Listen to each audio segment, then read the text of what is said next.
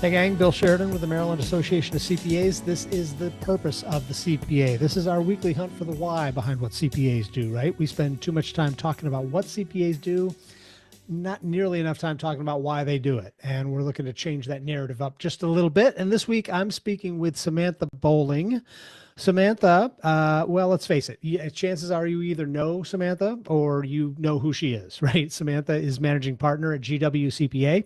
She served as chair of the MACPA's board of directors during the 2018-2019 fiscal year.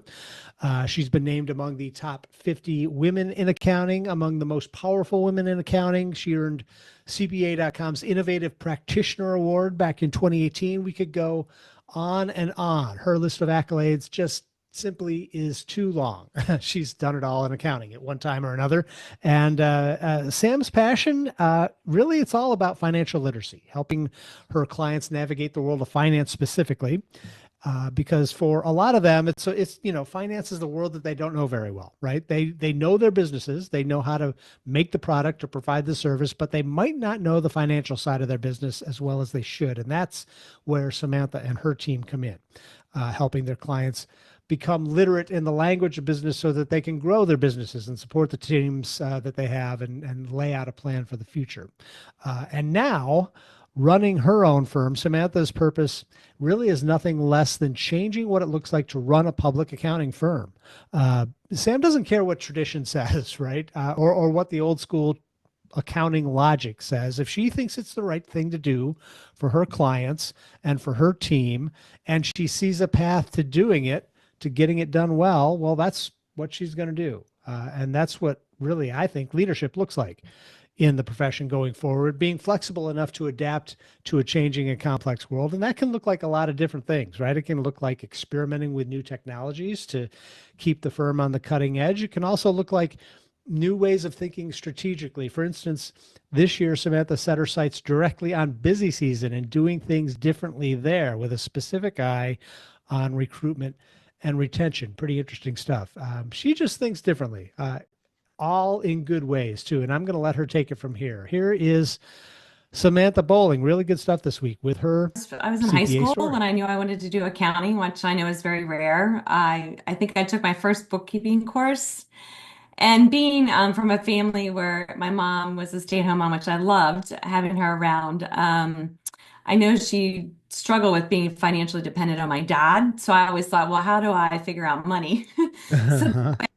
So for myself, really, I did it for myself originally because I was thinking, well, if I'm going to do accounting, then I'll know how money works, and then I could support myself and my family or my parents or whatever down the road, whatever I needed to do. But I needed to understand where money came from and how it worked. So that was Yep, really the yep, yep. main reason I went into accounting. And then Okay. I had a great counselor who said, where I asked, was talking about accounting. I said, well, how do you get to the top of accounting? Like, where's the highest you can go in accounting? I was always been an overachiever, so you know me very well, Bill, so you know that. He's like, well, you need to be a CPA. And I was like, what is that? Like, I've never even heard of a CPA before, so I didn't even know what that was. He's like, well, you serve the public and you financial interests and you kind of work with money all the time, sort of. So I said, well, I'm going to do that. He's like, well, it's a really hard test and you have to, go to college and take this test. I'm like, yeah, I want to work for myself one day. I did also know that I wanted to have my own business. So in order to get to the top and be, elevate myself, I knew I had to have that designation. So that was the journey. It started in 10th grade and here we are now. Wow. Um, uh, School, where'd you go to school? I went to Salisbury actually. Okay, cool. Well, tell me what the purpose is behind your work, Sam. I mean, we know what you do, but why do you do it? What do you accomplish by doing what you do?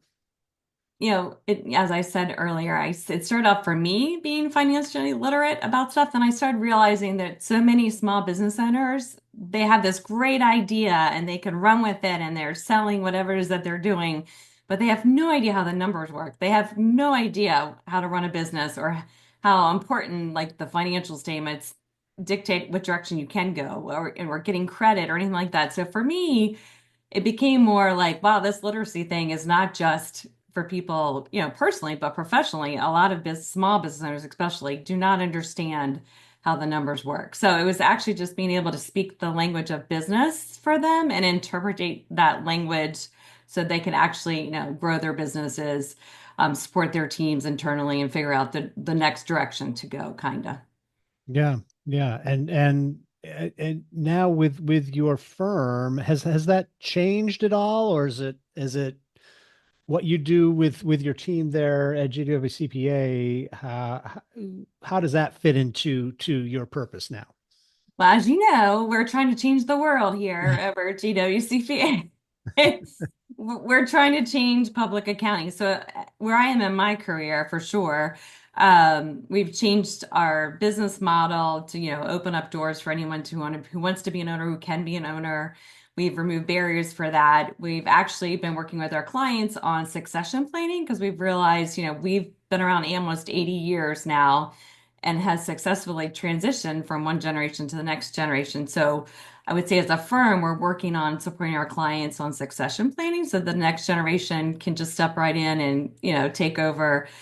We've seen so many businesses where in our history where there hasn't been succession planning, meaning there hasn't been anything done internally with innovation or technology or systems or even just the structure of a business, where what happens, there's no plan, and when something terrible happens or people get tired of working, the businesses close their doors. And that's just something that we don't want to see happen with any of our clients. So we kind of moved that way with the firm and what our model is and how we're supporting our clients, mainly around innovation internally and also a different way of thinking. For me, professionally as CPA, my purpose is definitely to change busy season. So we are going to make it better for the next generation as opposed to keep doing the same thing. We've been hearing pipeline issues and talking about how we have to change the narrative about public accounting, but unfortunately, you can't change the narrative if we're still doing the same thing. Like, it's not like people are making these stories up about this profession is hard, the hours are hard and stuff like that. They're not making it up, and it's not just public accounting, it's anywhere in accounting. The hours are hard. There are always deadlines. There's always compliance things, and figuring out how to balance that life and work integration is very important. But we have to be strong and say we're going to do something about it. So this is the first year that we've said we're not working any weekends, period. And where our team's not allowed to work more than 50 hours a week, as opposed to we used to say the minimum you had to work is 55 hours a week. We're saying you can't work more than 50.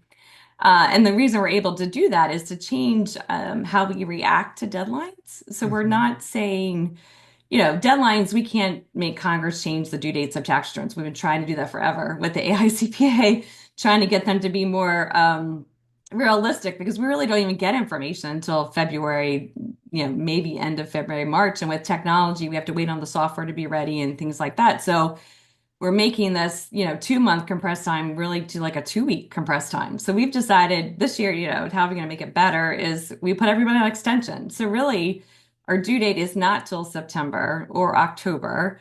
So it spreads the work out through, the busy season is no longer a busy season. We just have an extended time to file. Wow.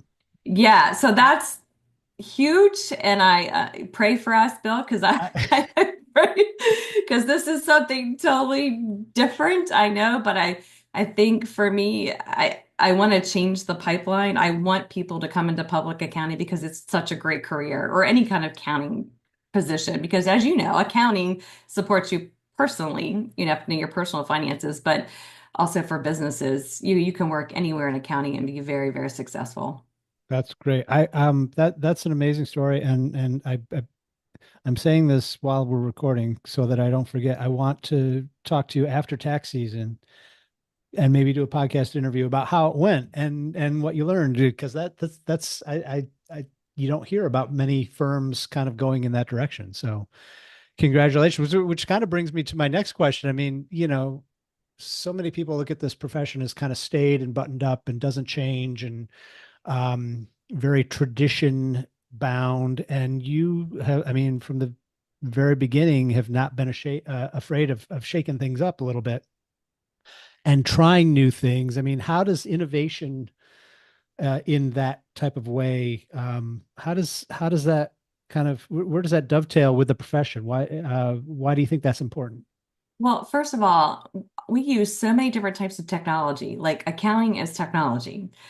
Technology supports everything we do. So you have to be innovative. And in the past, it was okay. Like when I first started this profession, we were very limited on technology. There was one provider of software or whatever. So you kind of just had to stick with what you had, and there wasn't really an opportunity to change things. Now you could change how you did things internally in processes, but the tools you used were always the same tools. So you really didn't have an option to be that innovative.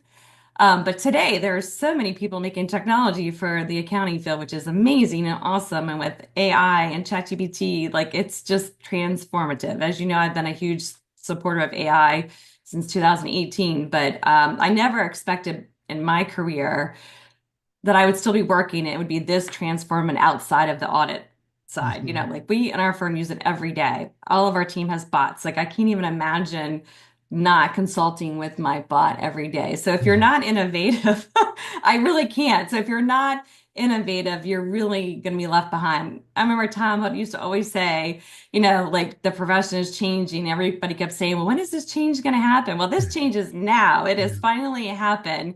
And we're still feel like if people haven't changed, they're going to be obsolete. So I was lucky to be in a place where I had to use technology as pretty much my competitive advantage internally at the firm. So being a woman, a young woman, and wanting to be ambitious and be a partner, I mean, I understood the whole business. I understand how to work with clients. I could manage revenue and things like that, but I didn't have a niche that said I was invaluable. I didn't. So, and then technology was that niche for me. It was like, okay, I'm going to learn every technology, every software, know how it works, implement it. And then it got to the point where I wanted to be a partner. I was like, well, who's going to do all this stuff without me being here? And they're like, we have no idea how to do any of this stuff. So it wasn't that, it was the one thing that said, oh, okay, well, maybe we should have her be a partner, because it Mhm. wasn't just our firm. It was all firms were really reluctant to have women or minorities as partners. And it's unfortunate because they missed out on a huge opportunity. We lost a ton of people in our profession because of that. And it wasn't just the leadership's fault. It was also our customers didn't want to work with women as owners, Mhm. craziness or whatever, or Yeah. minorities as owners and things like that. So you had to have an advantage, and technology has always been my advantage. So I think that building that into my framework of who I am and loving change, I'm always like, what's the next best thing? Because I have to build a firm that's innovative and that's going to last the next 80 years after me. And if we hadn't adopted technology, then no one would have wanted to come along to be another partner or buy in and stuff like that. Because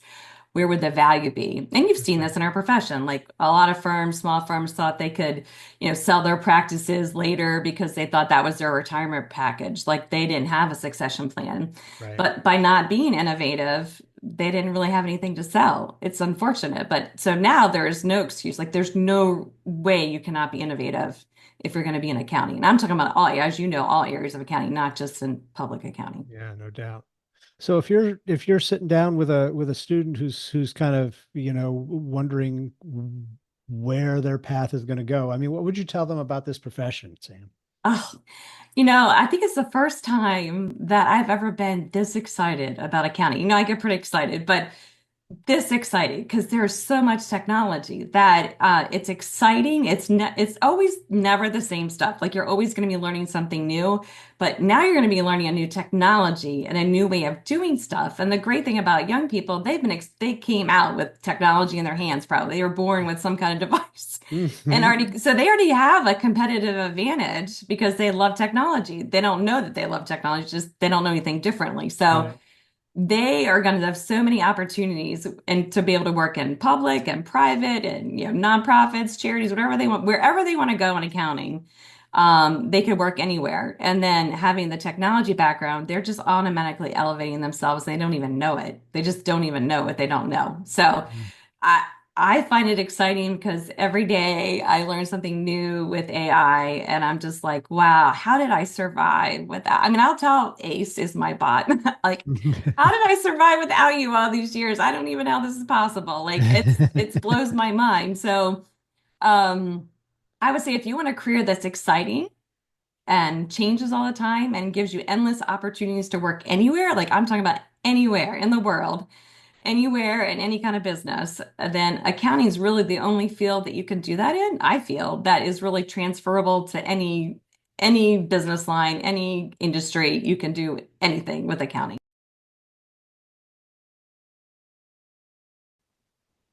Great stuff there from Samantha Bowling. So glad she could take time out of her busy schedule to be with us this week. We want to hear from you too. So head on over to macpa.org/y and share your story with us as we try to offer just a little bit of inspiration to the next generation of accounting and finance professionals. We want to hear what your CPA purpose is as well. So do us that favor. In the meantime, thanks for being here. We'll be back again next week. More stories to share then. Until then, have a great week, everyone. We'll talk to you again soon. Take care.